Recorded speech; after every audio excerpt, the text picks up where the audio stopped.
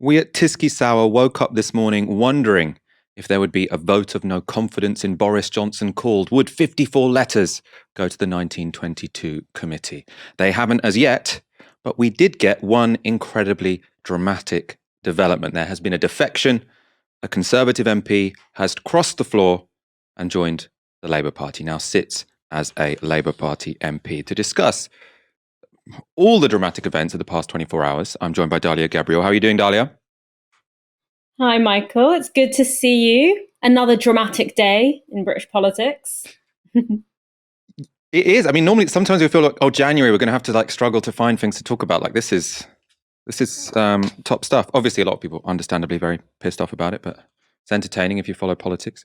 Do let us know what you're thinking, your questions, your thoughts. Tweet them on the hashtag TiskySour or put them in the comments box. Boris Johnson's premiership is now hanging by a thread. Speculation about a potential vote of no confidence has been rife since last night, and today, a defection. The wave of mutiny followed this comment from Boris Johnson on Tuesday. I can tell you categorically that nobody told me, and nobody said that this was something that was against the rules, that was a breach of the COVID rules, or we were doing something that wasn't a work event, because frankly, I don't think, I can't imagine why on earth it would have gone ahead, or why it would have been allowed to go ahead. That line that nobody told me the party was against the rules went down like a cup of cold sick. Boris Johnson was, of course, the person who made those rules. That disastrous excuse was followed by speculation that a group of Tory Red Wall MPs, so people who were all first elected in 2019, were plotting to topple their leader. And then, in a dramatic twist, just 10 minutes before PMQs, one of those MPs defected. Christian Wakeford was elected in 2019 as Tory MP for Bury South. Keir Starmer used PMQs to welcome him to the Labour fold. You can see Wakeford behind Starmer in a Union Jack face mask. Can I start by warmly welcoming the Honourable Member for Bury South to his new place in the House and to the Parliamentary Labour Party. Mr. Speaker, like so many people up and down the country, he has concluded that the Prime Minister and the Conservative Party have shown themselves incapable of offering the leadership and government this country deserves, whereas the Labour Party stands ready to provide an alternative government that the country can be proud of. Mr. Speaker, the Labour Party has changed, and so has the Conservative Party. He and anyone else who wants to build a new Britain built on decency, security, prosperity and respect is welcome in my Labour Party. In response, Boris Johnson said this. The Conservative Party won Bury South for the first time in generations under this Prime Minister, with an agenda of uniting and levelling up and delivering for the people of Bury South. And Mr. Speaker, we will win again in Bury South at the next election under this Prime Minister. So Boris Johnson thinks he'll be Prime Minister at the next general election. No one else seems to think that's particularly likely, but the exact timing of any departure is up in the air. Towards the end of PMQs, though, David Davis suggested when he thinks that departure should happen. Like many on these benches, I've spent weeks and months defending the Prime Minister against often angry constituents. I've reminded them of his success in delivering Brexit and on the vaccine and many other things. But I expect my leaders to shoulder the responsibility for the actions they take. Yesterday, he did the opposite of that. So I'll remind him of a quotation altogether too familiar to him of Leo Amery to Neville Chamberlain. You have sat there too long for all the good you have done. In the name of God, go.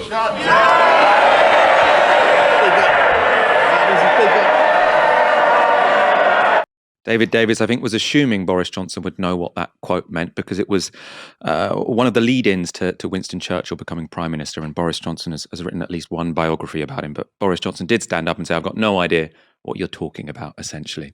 Dalia, we're going to go through these developments in detail throughout the show. But first of all, what's your broad brushstrokes take on what we've seen today? We are seeing the beginnings of hasty reorganization of power within the Conservative Party. The phrase rats fleeing a sinking ship obviously comes to mind. It's been said multiple times today on Twitter, elsewhere.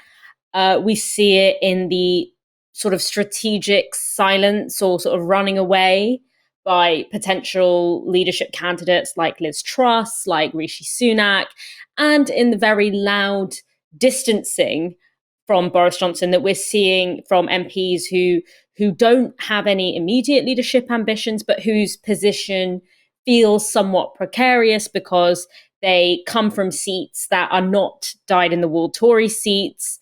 They are worried about being maybe tarnished with Boris Johnson's unpopularity and with the general sense that the Conservatives are still that kind of sleazy party that they've always been.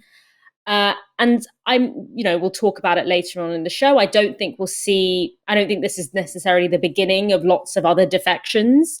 I think most MPs will make the calculation that Boris is a dead man walking, that, there won't be much political loss right now in vocally opposing him. And, we'll just sit it out until it blows over. And I don't think we're going to see much eagerness right now, even from those people who do want to replace Boris Johnson. I don't think we're going to see a huge amount of eagerness to do that now, because I don't think anyone would want to take this party into a May by-election and only have a few months to sort of clean up the mess that he's made. So I think the question is, what do the next few months for Boris Johnson look like, given, if he doesn't resign? I don't think we've seen him be held to the fire, have his feet held to the fire as much as we have in the past few months. Normally he swiftly sort of scapegoats or deflects and sort of gets it, manages to, it's sort of water off a duck's back more often than not. He, throws under the bus either individual colleagues or entire communities, whatever he needs to do to get through a scandal. My concern is that over the next few months, what we will see is a ramping up of some of the most toxic parts of Boris Johnson's brand, of his political brand, as he attempts to recover his reputation. We've already seen a taste of it with revamping militarized anti-migrant rhetoric. We've seen it in the sort of unprovoked renewed attack on the BBC. We've seen it, dropping the mask mandate. All of these are ways of trying to recuperate his reputation amongst key parts of his base and also people in power, people who own the media outlets and run the media outlets that are holding his feet to the fire right now. And so I wonder that it's in these times when he feels the most shaky, the most precarious, that he will become the most toxic. And it's really important that the Labour Party, that the opposition don't allow that to happen. So in terms of a broad bird's eye view, that's what I think is going on with the Tories. And I think when it comes to what Labour should do, it's important to not, and generally people who oppose the Conservatives, now is not the time to sit back and relax and enjoy the spectacle. Now is the time to be very vigilant, to be very aware, and to mitigate the collateral damage, which will likely be migrants, the disabled, public services, people with disabilities, that will likely arise from Johnson's attempt to rehabilitate his career. And, we know that there's nothing he won't touch. Nothing is sacred when he is in these kinds of moments of truth, as it were. I agree with you about there not being many other defections. We will talk in a moment about why this particular MP had particular motivation to switch sides. He's in quite a unique circumstance in his constituency.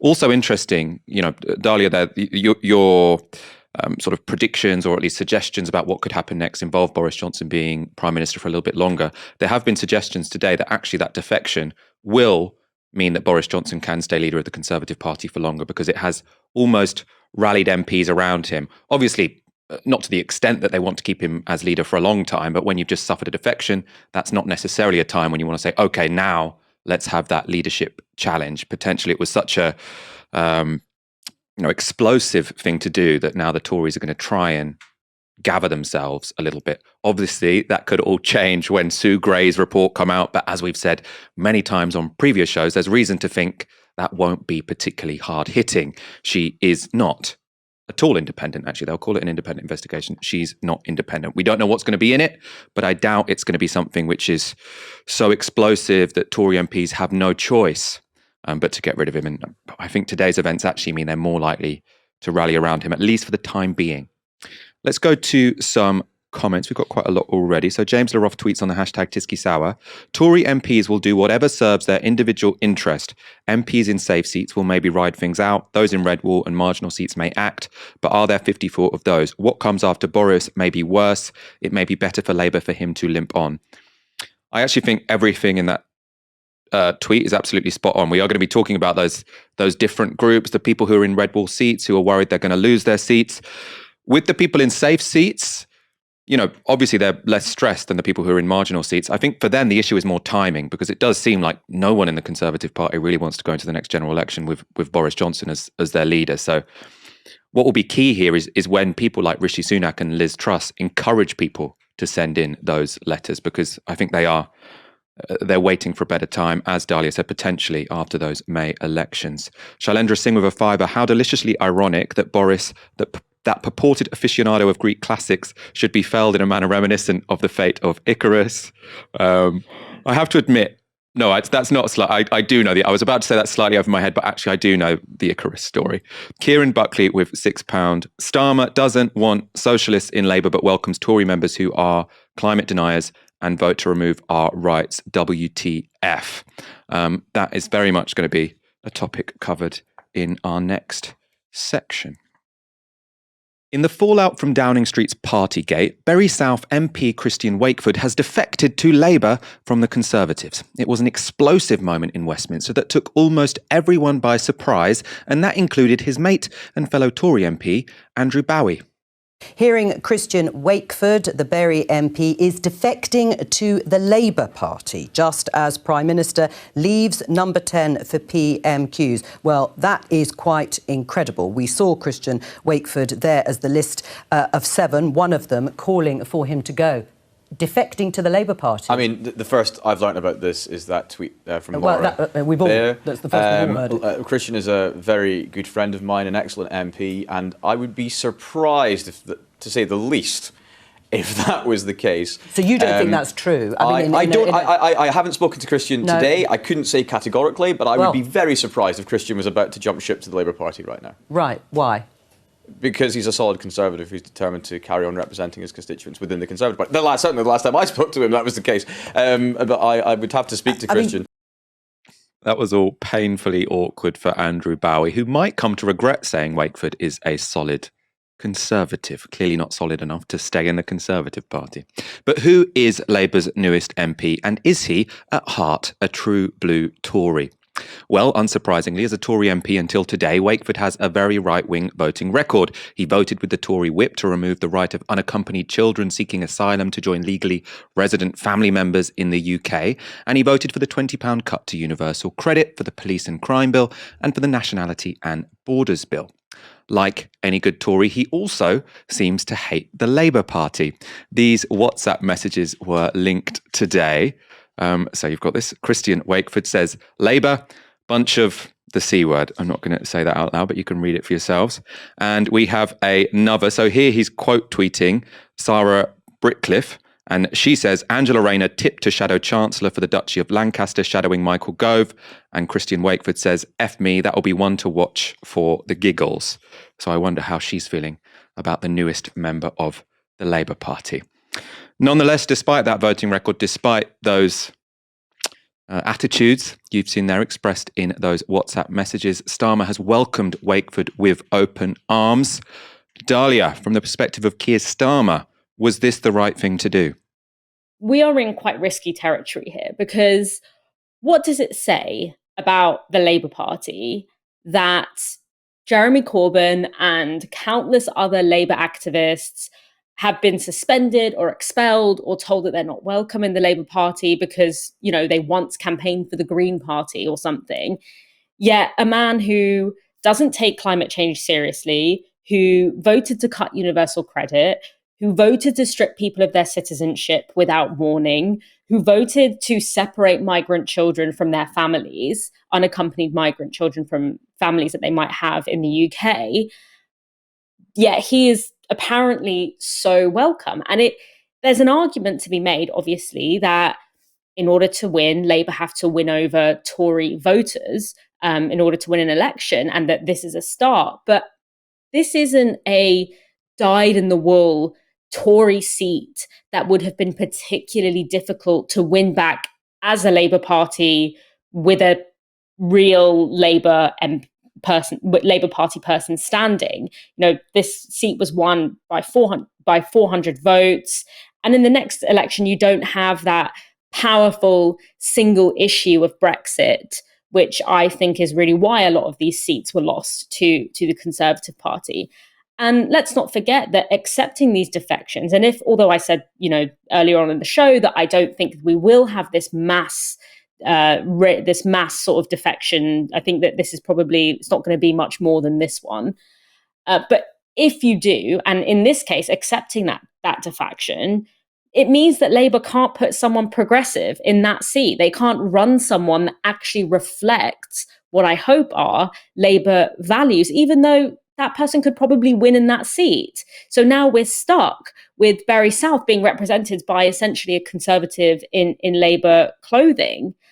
And also by doing this, by accepting with open arms in this way, you risk alienating your base coalition, without whom you have no chance of winning an election. It's a non-starter. And last but not least, obviously, from a long-term moral and political standpoint, we don't win in a long-term sense, in a profound sense, by appearing at least to concede so significantly on some of these key issues, by making it seem that you are welcome in the party if you hold all of these kinds of views. Because even if you get that short-term win of an election, you still end up, during your tenure in leadership, in government, you end up still laying the groundwork for future draconian governments to go even further than they otherwise would have been able to. So a perfect example of this is we had 3 terms of a Blairite government, but that laid the groundwork for many of the really draconian parts of the Conservative government. Things like hikes on tuition fees, things like the hostile environment, some of the things that we're struggling with the most. So from a bird's eye view, I think that we are on troublesome ground when we start saying, oh, like this is a party that doesn't really have its own red lines. It doesn't have an ideological backbone. It's just a sort of catch-all dustbin for anyone who doesn't like the current Conservative Party. That's a risky strategy. And I think it also could end up playing into this sort of reputation that Starmer already has of essentially not really being driven by anything explicit, of not being driven by anything in terms of his principles or in terms of his ideology, but being basically driven by his desire to become prime minister. That's what I feel when I see this person's voting record and the open arms with which he has been welcomed. I think that the idea that, oh, this is a start to gaining back some people who voted Tory in the election, I don't think it's enough of a signifier of that to really make up for the fact that it represents a lot of other things that I think are quite toxic to the Labour Party brand, as it were. Yeah, I mean, I take a few of those points. I mean, I do think this is risky for Keir Starmer. And I think, what's a real shame is that, yes, well, unless the CLP deselect this person, that there won't be a socialist candidate standing at the next election in this constituency. I think that how this helps Keir Starmer is just the bulletin that people will hear on the radio, which is Tory MP defects to Labour. Because most people don't follow politics that closely. They're not going to know what this guy's voted for. All they'll hear is Tory MP defects to Labour.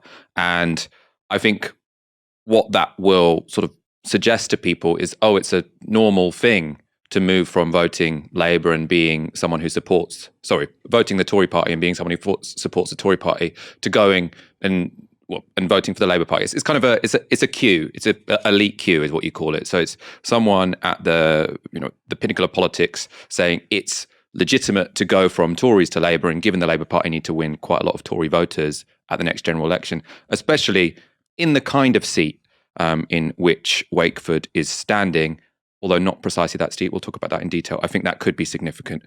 When it comes to the Labour members of Bury South CLP, I think there is presumably a lot of ambivalence there. This is what Lewis Goodall heard from an officer on the executive of the Labour CLP in Bury South tonight. So he says, Bury South CLP, a place of distinctly mixed feelings tonight. One officer on the exec tells me, I want a Labour MP in Bury South, one that shows up to vote for children to be fed. Labour stepped up, Rashford stepped up, Wakeford did not.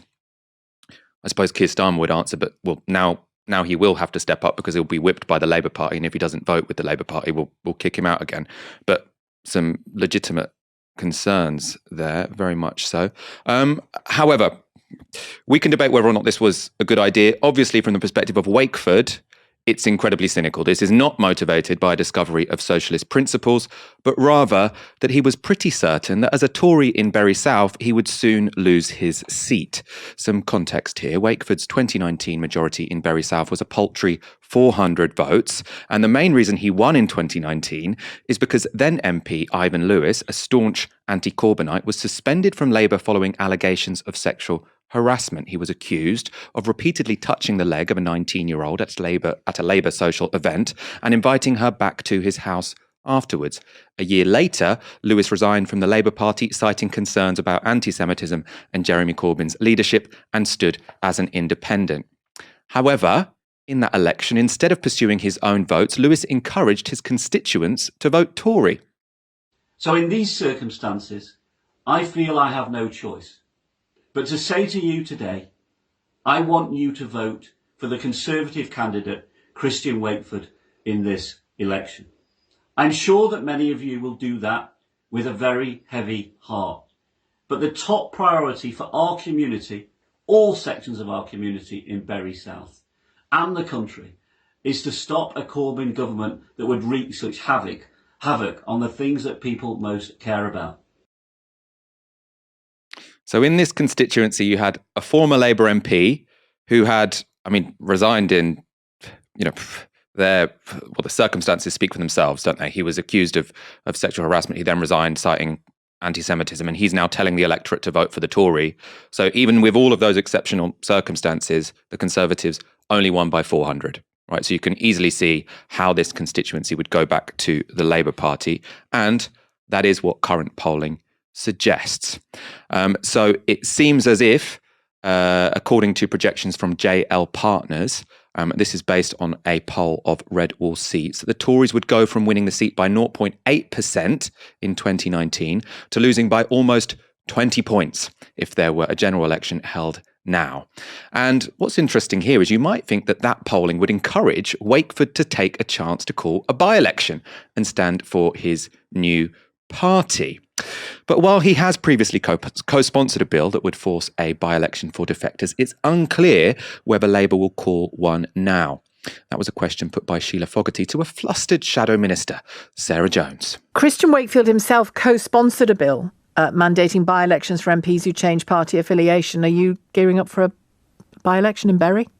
Gosh, I don't know. Who knows in terms of the time? We seem to have elections every 5 minutes at the moment, don't we? And the public are pretty fed up of them, I think, because we've, as an MP, only been in a few years. I've had 3. But we'll have to wait and see. If I was a politician's PR person, my first rule would be never awkward laugh. It never makes the situation less awkward than it otherwise would have been. It's a good question, though. Will there be a by-election? I think on principle, if someone defects to a different party, you should have a by-election. People voted in that constituency, unfortunately, for a Conservative MP, not a Labour one. So why would one not happen given the polling? Well, one risk is that if there were to be a by-election, there could be dirt which would be thrown at this former Conservative candidate. Manchester Young Conservatives tweeted this today. So they write, here's a photo from June the 13th of Wakeford at a house party straight from a Tory black tie in Manchester when large gatherings were still banned. He also drank so much tequila he chundered glass houses and that. Now, it's important to say Manchester Young Conservatives quickly deleted that tweet. That's potentially because it implicates them in breaking the rules at the time, although we cannot confirm that. We, of course, also can't verify the date this photo was taken and therefore whether rules were broken. But the point stands that there are going to be a lot of people within the Conservative Party who have every interest of calling this guy a hypocrite, of saying that actually this person does have no right to stand up and say, I'm leaving the Conservative Party because I'm so outraged by all of these parties, because maybe, we can't confirm either way, maybe people have evidence he was at some himself. That would obviously undermine any by-election campaign which was supposed to be fought on the grounds of the decency of the Labour Party and the scandals of the Conservatives.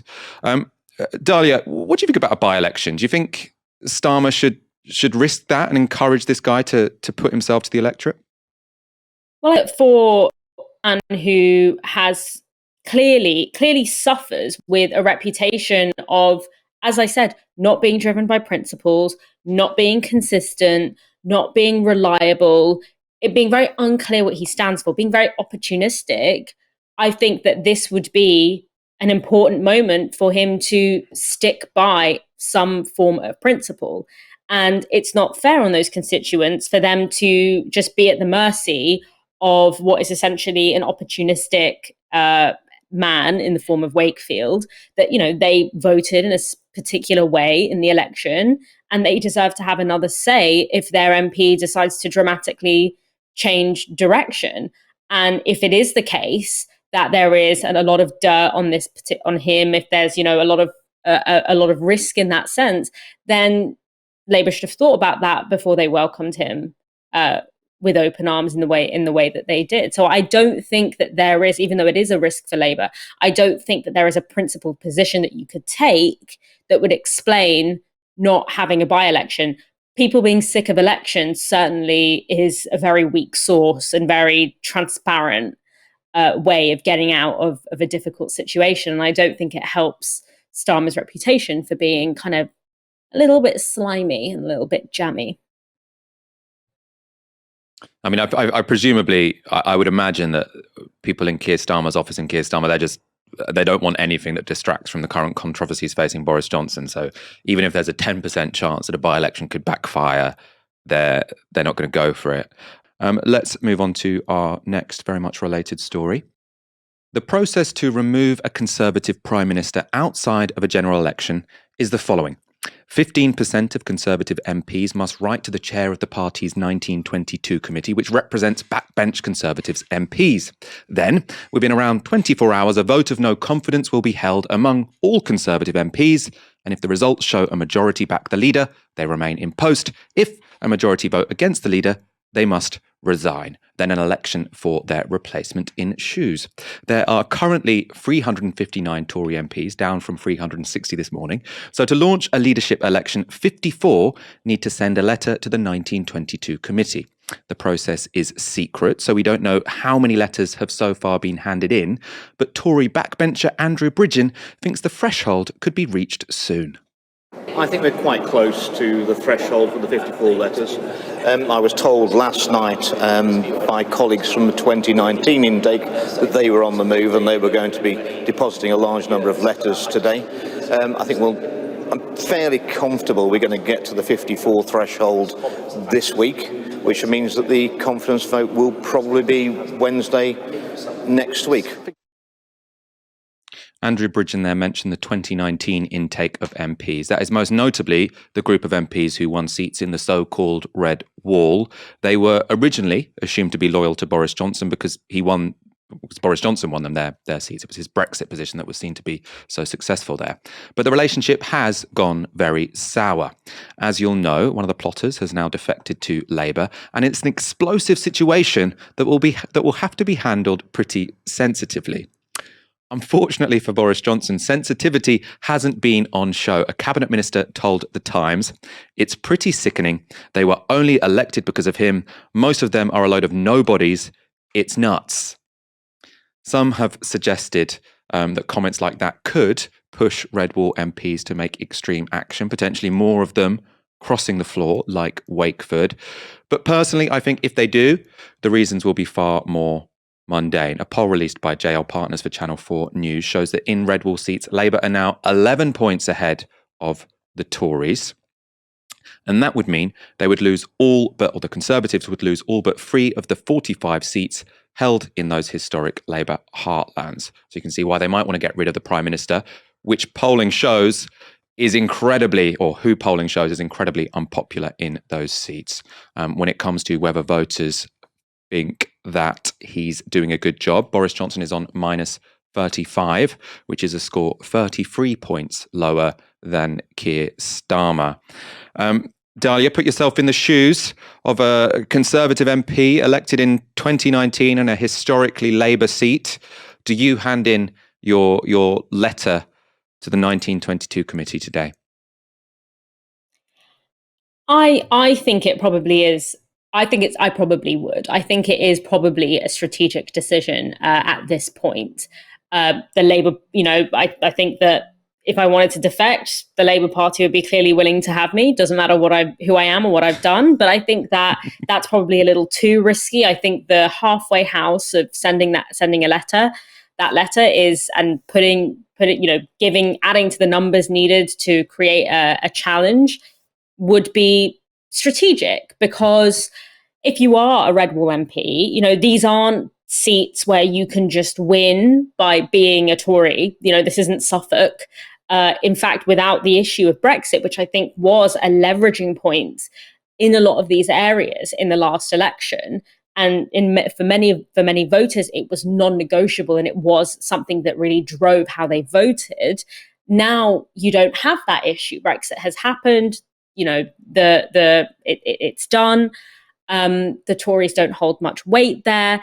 And I think that the kind of reputation of sleaze and corruption and this idea of one rule for them, one rule for us has been very evident and very public in the way that the Tories have conducted themselves over the past year or so, the past few years. And so that will reaffirm many of the historic suspicions that people in these areas will have of the Conservative Party. And if you're running in the next election, you want to distance yourself as much as you can from that without necessarily actually jumping ship and changing party.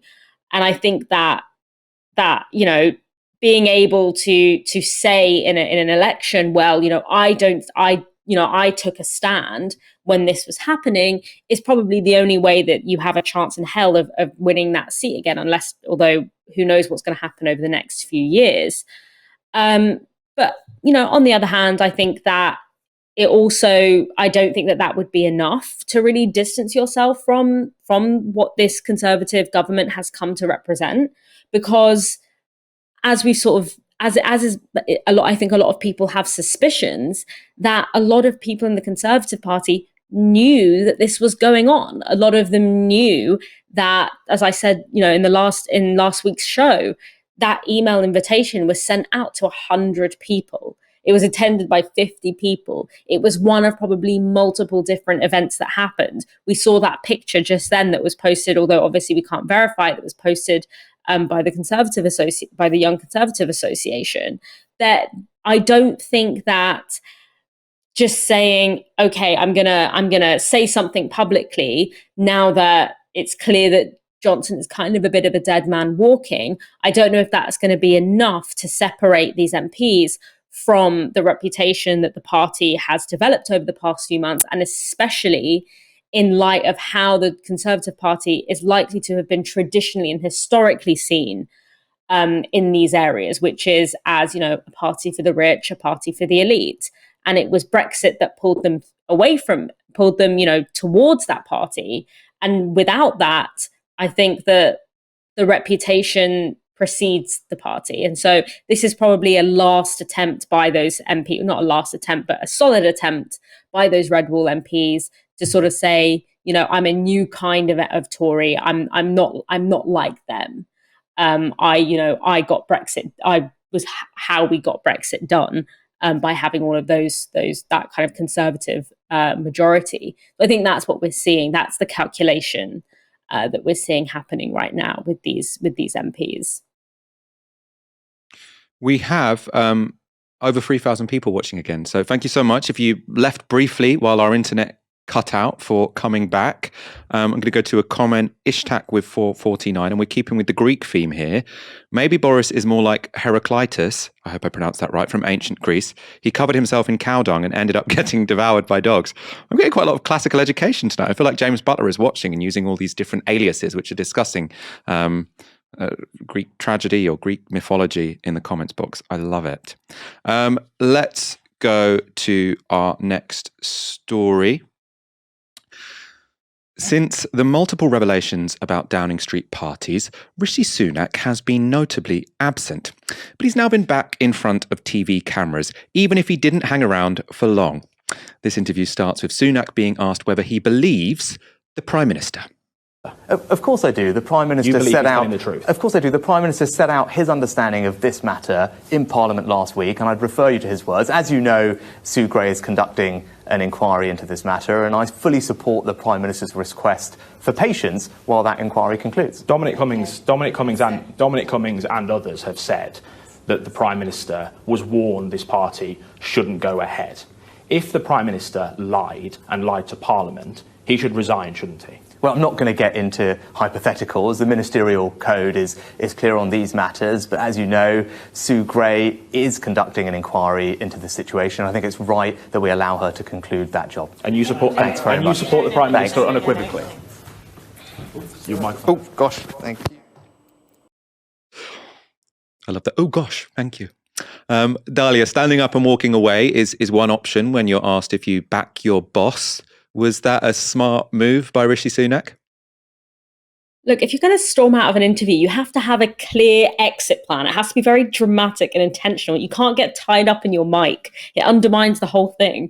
But I mean, to me, this just makes Rishi Sunak look like chicken shit. It makes him look like someone who is trying to have his cake and eat it, who is angling for the leadership and so is refusing to, to back Boris Johnson explicitly because he knows that he doesn't want to be associated with what's been happening, but also refusing to kind of to properly back him. So he also refusing to speak out against him because he doesn't want to sort of upset the power balance right now within the government.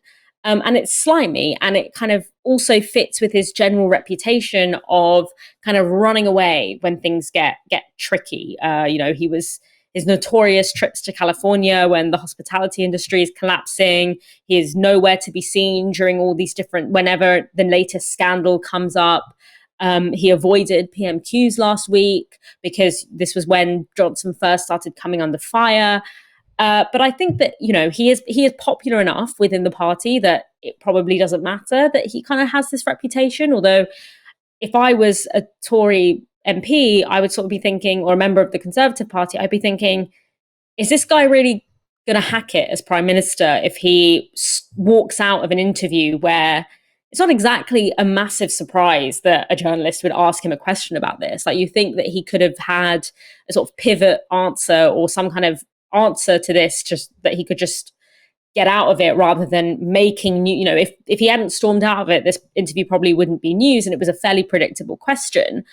So whether or not this will end up being a smart move by Sunak, it kind of depends how long people's memory on this will be. I think on the one hand, he'll always have it on his records that he didn't make a stand when the Prime Minister partied as people died.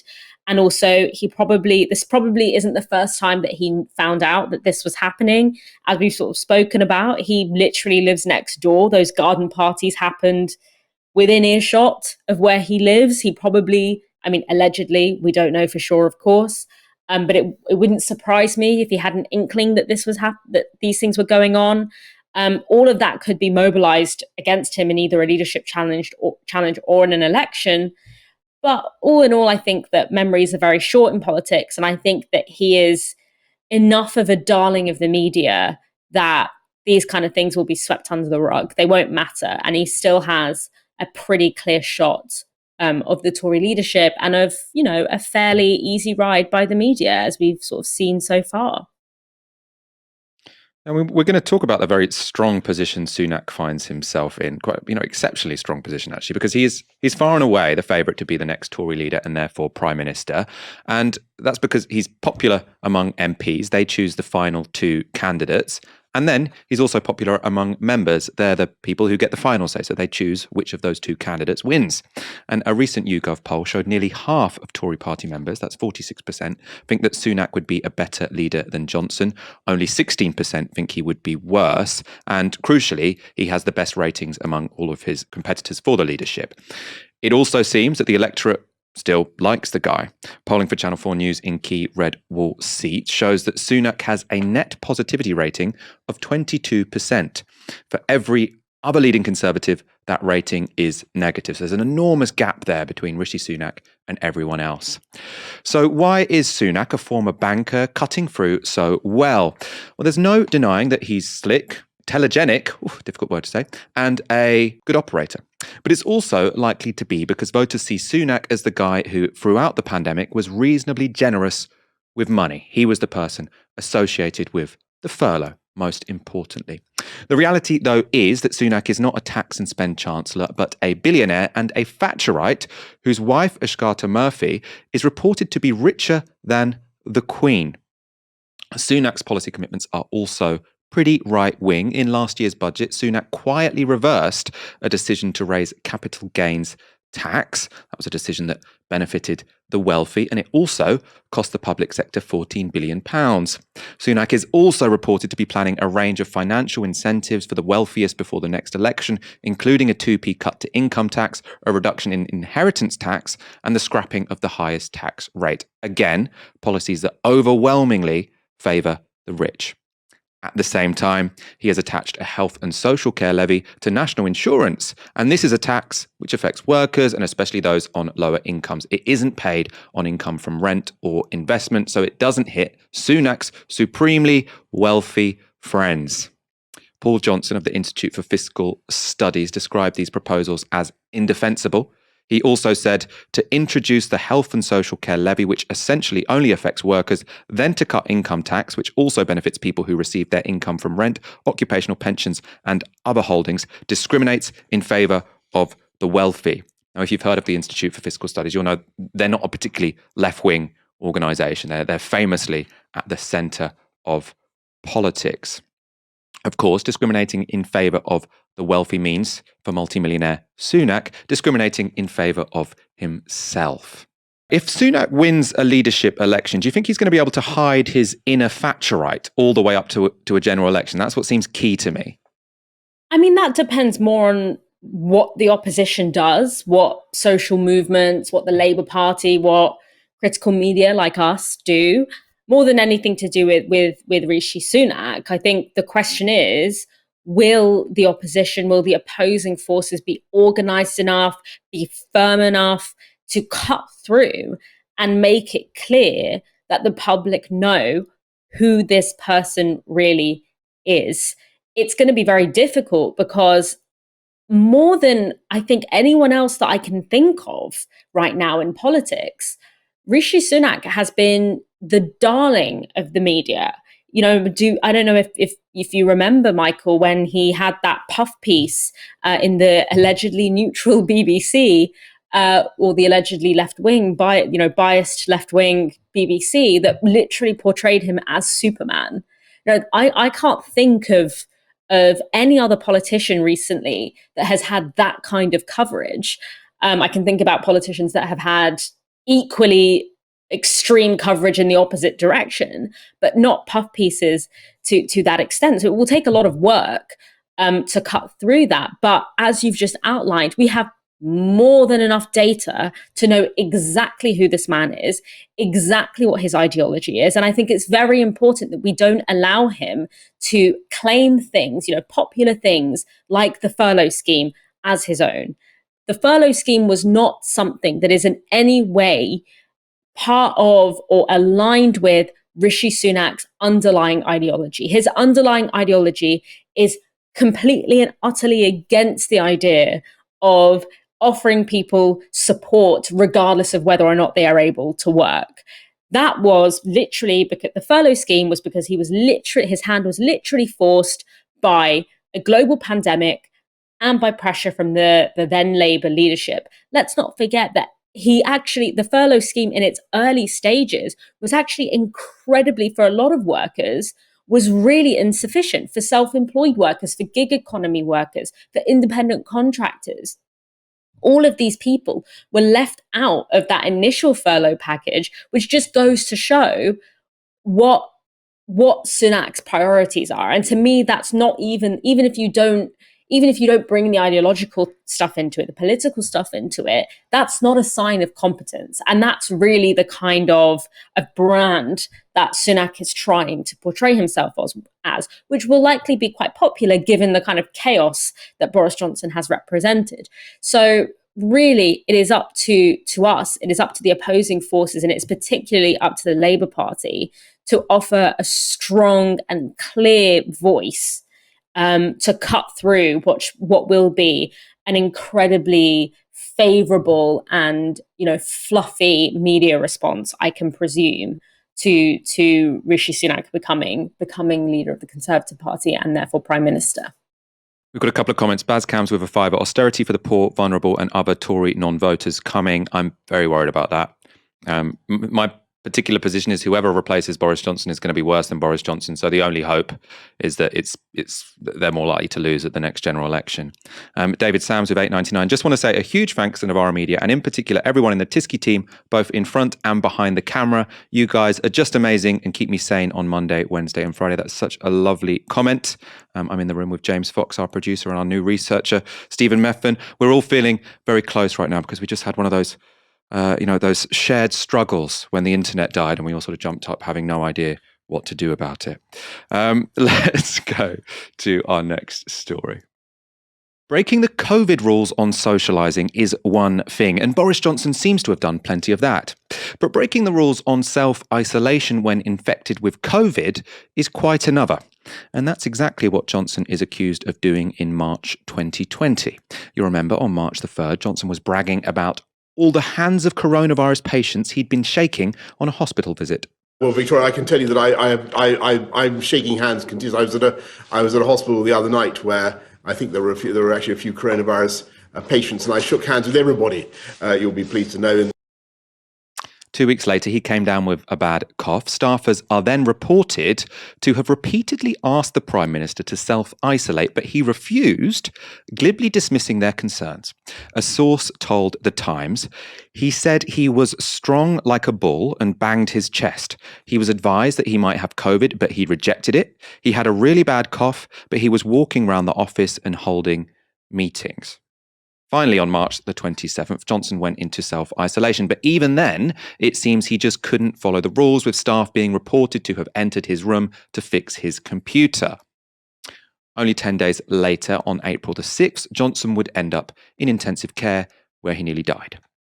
The Times story chimes with what Dominic Cummings had to say in this interview with the BBC last October. Cummings suggested that 2 weeks after his contact with the coronavirus patients, that's a similar timescale to when the Times is saying he had a cough, Johnson insisted on visiting the Queen. I said, "What are you doing?" And he said, "Well, I'm going to see the Queen."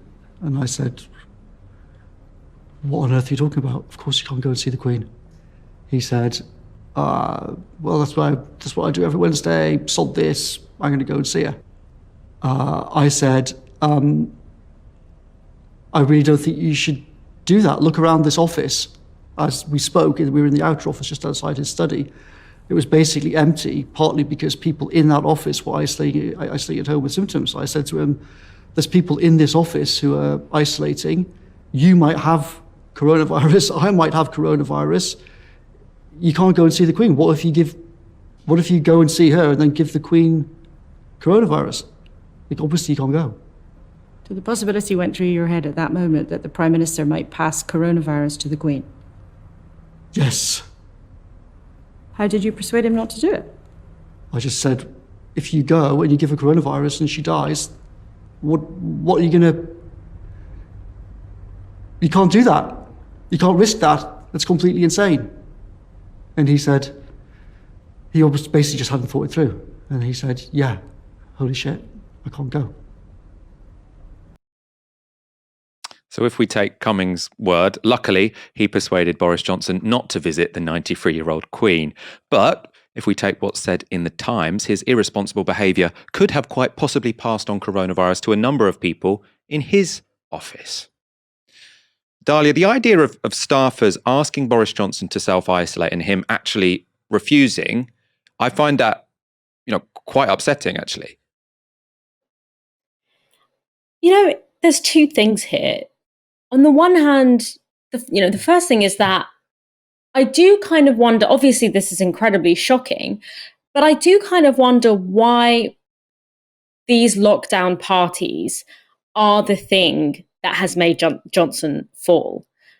Why is this the line that now means we are able to really have a conversation about the way that this man has governed during a pandemic? Because he's shown this kind of contempt for the virus, this kind of contempt for the pandemic, this contempt for the expertise of medical and scientific experts, has been evident from start to finish, as we saw in him, on the 3rd of March, bragging about shaking the hands of coronavirus patients, all the way through to dropping the mask mandate over and over again, even though it makes no sense and goes against the scientific recommendations, walking around hospitals without a mask. And this has happened throughout. It didn't just happen at the beginning when you could say, oh, maybe we didn't know enough, although by the 3rd of March, I'm sorry, we knew enough about the nature of this virus to know that you shouldn't shake hands with people who have coronavirus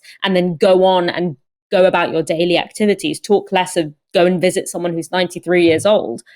So this is where I'm, and perhaps this is something that, historians or whatever will try and figure out at some point, which is why is this the moment where we decided to recognize that throughout this entire pandemic, we were governed by a politician who had absolutely no sense of the gravity of what he was undertaking, of no sense of the gravity of the situation. And that's why we ended up with, despite being in, a so-called developed country, having a socialized healthcare system, having a considerable sized economy, we ended up with such a considerable death toll. But the second thing that I was thinking about was when he got sick, I remember all of these commentaries coming out from people who knew Boris Johnson and were talking about how him being sick and being hospitalized will humble him because he's always had this attitude towards being sick or being vulnerable, that, he believes he's too strong, he's too sort of, he can't be touched by vulnerability, he can't be touched by sickness.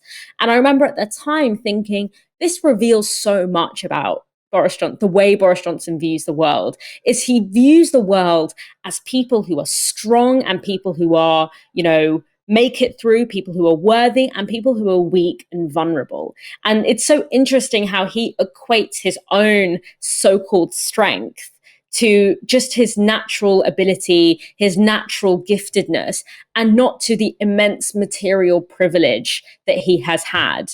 And it not only tells me a lot about how he thinks about himself, because let's not forget, when he was hospitalized, any other person other than the Prime Minister might have actually died if they had it as severely as he did. He would have had the highest level of care that would have been possible in this country because of his position of power.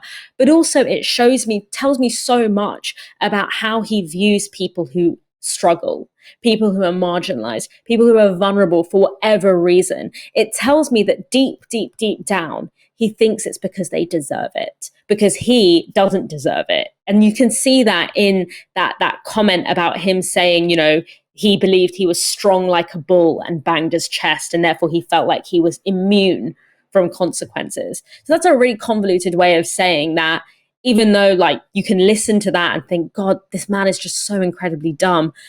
it also actually tells us so much about the way that he views the world, the way that he views people who need support, or who have been disenfranchised by the world.